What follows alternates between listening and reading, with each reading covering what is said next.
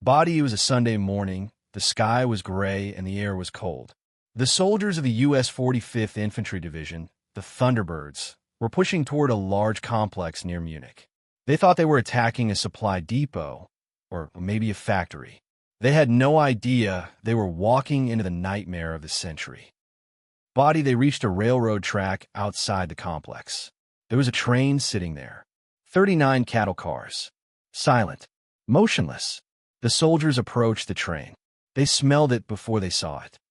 Body, inside the train were bodies, thousands of them.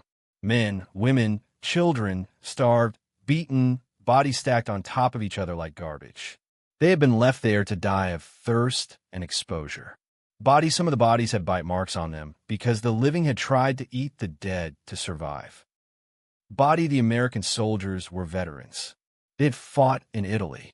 They had fought in France. They had seen friends blown apart, but they had never seen this.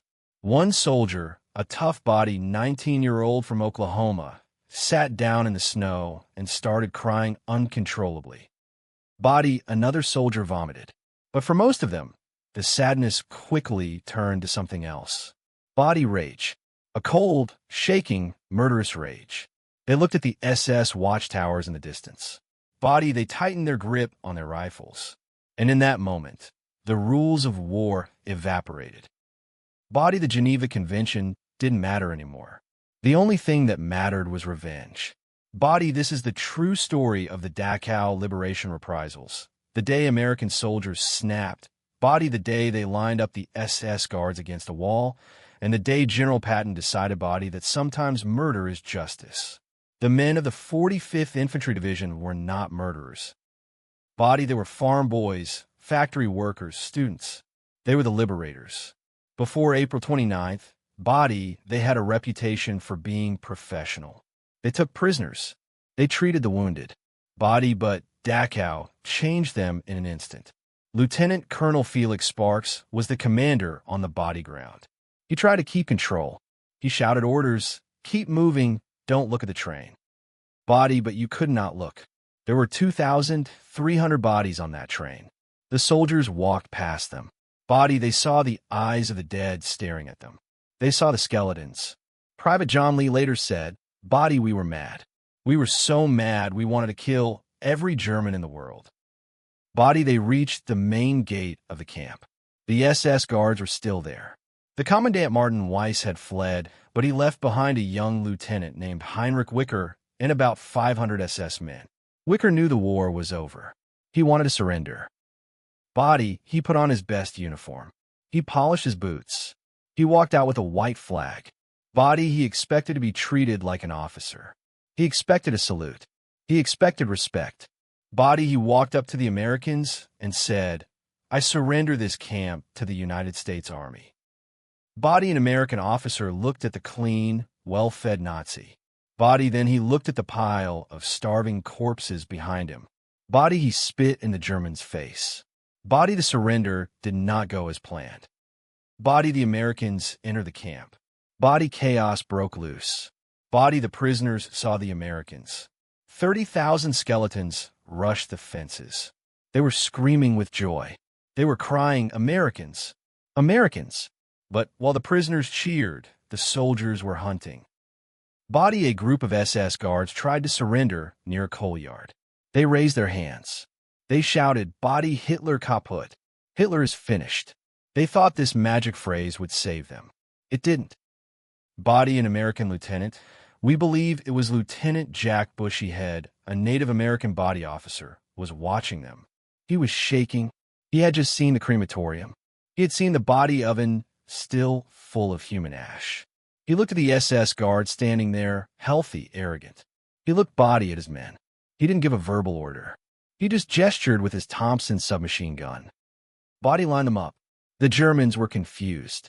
They lined up against a brick wall, about 50 of them. They started to panic. Nine. Geneva Convention. One shouted. An American machine body gunner, nicknamed Bird Eye, set up his .30 caliber machine gun on a tripod, a sound of heavy metal body clicking. He looked at the lieutenant. The lieutenant nodded. A massive, sustained machine. Body gun fire, screaming. It lasted for about 10 seconds. When the smoke cleared, the SS guards' bodies were on the ground. Most were dead. Some were twitching. The snow was black with cold dust body and red with blood. Lieutenant Colonel Sparks heard the shooting. He came running. He saw his body men firing into the pile of bodies. He pulled out his pistol and fired into the air, a sound of a body pistol shot. "Stop it," he screamed. "Stop it. What the hell are you doing?" he shouted. The gunner body looked at him. His eyes were blank. He wasn't sorry. He was crying. "Colonel," he cried, "they body deserved it." That wasn't the only incident. It was happening everywhere. At Tower B, the SS guards' body tried to surrender. They climbed down the ladder with their hands up. The American soldiers didn't body wait. They shot them off the ladder. Fida, fida, fida. The bodies fell into the moat. The Americans then walked up to the edge of the moat and emptied their magazines into the water just to be sure. Body 1 GI later wrote home, "It wasn't war. It was an execution, and I didn't feel a thing. Body after what I saw in those boxcars. They weren't human to me anymore." Body, but the Americans weren't the only ones killing. Body, the prisoners, the victims, wanted their turn. Body, somehow, the prisoners got out of the barracks. Body, they were weak. They could barely walk. Body, but they had adrenaline. Body, they found an SS guard hiding in a watchtower. Body, they dragged him down. Body, they didn't have guns. They had shovels. Body, they had sticks. They had their bare hands. Body, the American soldiers stood by and watched. They smoked cigarettes. Body, an officer asked, "Should we stop them?" Body, a sergeant replied, "No, let them finish." Body, the prisoners beat the guard to death. They tore him apart. Body, was primal. It was savage. It was justice. Body, in another part of the camp, the prisoners found a German capo, a prisoner who worked for the Nazis and beat other prisoners. Body, they drowned him in a latrine. Body, for 1 hour, Dachau was a lawless zone. Body, the victims became the judges, the juries, and the executioners, and the U.S. Army simply looked the other way. Body, eventually, order was restored. Body, Lieutenant Colonel Sparks stopped the killing. Body, he locked up the surviving Germans to save them from his own men. Body, but the secret couldn't be kept forever. Body photos have been taken. Body photos of American soldiers standing over piles of executed Germans. Body photos of the Collard Massacre. Body, a few days later, an investigative team arrived. Body, led by Lieutenant Colonel Joseph Whitaker. Body, they interviewed the soldiers. Body, they collected the photos. Body, they wrote a report. Body, investigation of alleged mistreatment of German guards at Dachau. Body, the report was damning. Body, it concluded that American troops had violated international law. Body, it recommended court-martials. Body, it recommended that the heroes of Dachau be treated as criminals. Body, the report was sent up the chain of command. Body, it landed on the desk of General George S. Patton. Body, Patton read the report.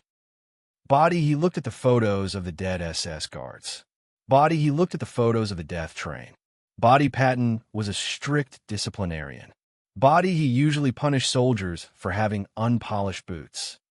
Body, but this was different. Body, Patton knew what his men had seen. He knew that the SS were monsters. He called the SS. Body, the slime of the earth. He summoned the investigating officer. He held up the report. "What is this garbage?" The officer said, "Sir, it is evidence of war crimes." Patton threw the report on his desk. "Va crimes? You walk into a place like that, you see 2,000 dead bodies on a train, and you expect my boys to follow the rulebook?" "Fil Patton reportedly said. These men were overwrought. They had nervous trigger fingers. It happens in war. Then he did something legendary. He didn't sign the court-martial papers. He took the report and he burned it. Or, according to some sources, he ordered it to be buried in the deepest top-secret file in the archive, never to be opened. He told his staff there will be no trial. The SS got what they deserved. Dismissed. Eisenhower, the supreme commander, agreed. He saw the photos of the death train. He realized that putting American heroes on trial for killing Nazi monsters would destroy morale. So the order came down: quash the investigation. The charges were dropped. Lieutenant Jack Bushyhead, who ordered the shooting, went home to Oklahoma. He never spoke about it. He died in 1977, a silent hero with a dark secret. The Dachau reprisals remain a controversial topic today. Neo-Nazis use it to say, look, the Americans were bad too. But historians see it differently. It wasn't a planned genocide. It was a human reaction. It was the snap of the human mind when confronted with pure evil. When you see a child starve to death, when you see a room full of bodies, can you remain a professional soldier, or do you become an avenger? The soldiers of the 45th Division made their choice. They chose vengeance, and General Patton chose to protect them. Today, at Dachau, there's a memorial. It honors the 30,000 victims of the camp, but there is no memorial for the 50 SS guards who died against the wall. Their bodies were buried in unmarked graves, forgotten. History has judged them. They were the architects of hell, and on April 29th, 1945, they met the devil. As for the American soldiers, they carried the memory of the death train for the rest of their lives. They tried to forget the shooting, but they never regretted it. One veteran said years later, "I know killing prisoners is wrong, but that day at that place, it felt like the only right thing to do." This is the hardest question in war. If you had seen the death train, would you have pulled the trigger? Be honest. Let me know in the comments. And if you want to see the story of the Ghost Army that fooled Hitler, click the video on the screen. Thanks for watching.